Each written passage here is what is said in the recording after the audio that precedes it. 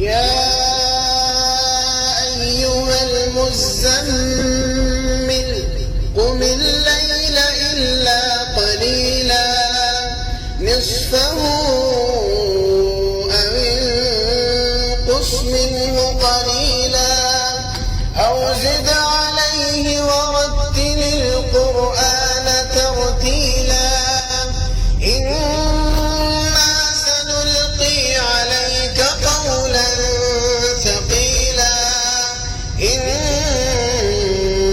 ناشئة الليل هي أشد وطئا وأقوم قيلا إن لك في النهار سبحا طويلا واذكر اسم ربك وتبتل إليه تبتيلا رب المشرق والمغرب لا إله إلا هو فاتخذه وكيلا واصبر على ما يقولون واهجرهم هجرا جميلا وذرني والمكذبين أولي النعمة ومهلهم قليلا إن لدينا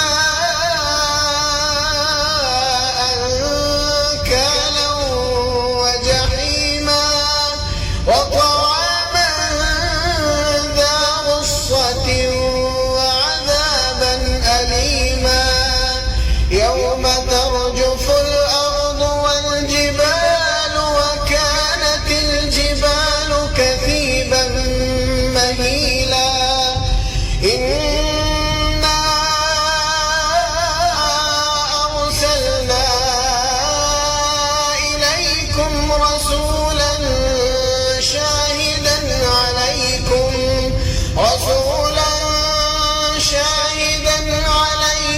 كما أرسلنا إلى فرعون رسولا فعصى فرعون الرسول فأخذناه أخذا وبيلا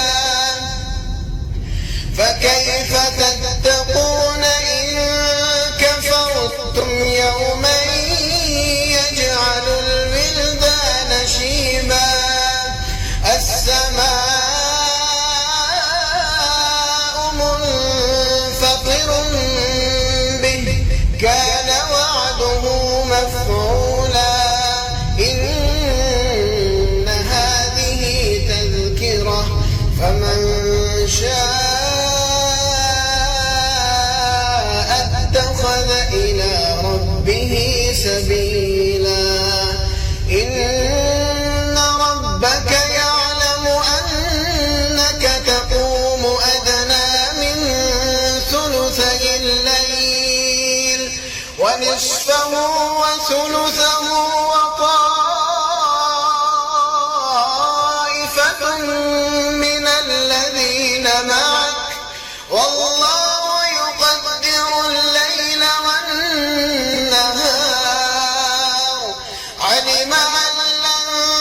تحصوه فتاب عليكم فاقرؤوا ما تيسر من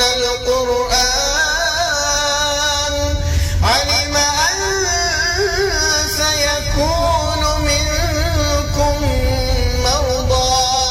وآخرون يضربون في الأرض يبتغون من فضل الله وآخرون يقاتلون في سبيل الله فاقرؤوا ما تيسر منه وأقيموا الصلاة وآتوا الزكاة وأقرضوا الله قرضا حسنا وما تقدموا لأنفسكم من خير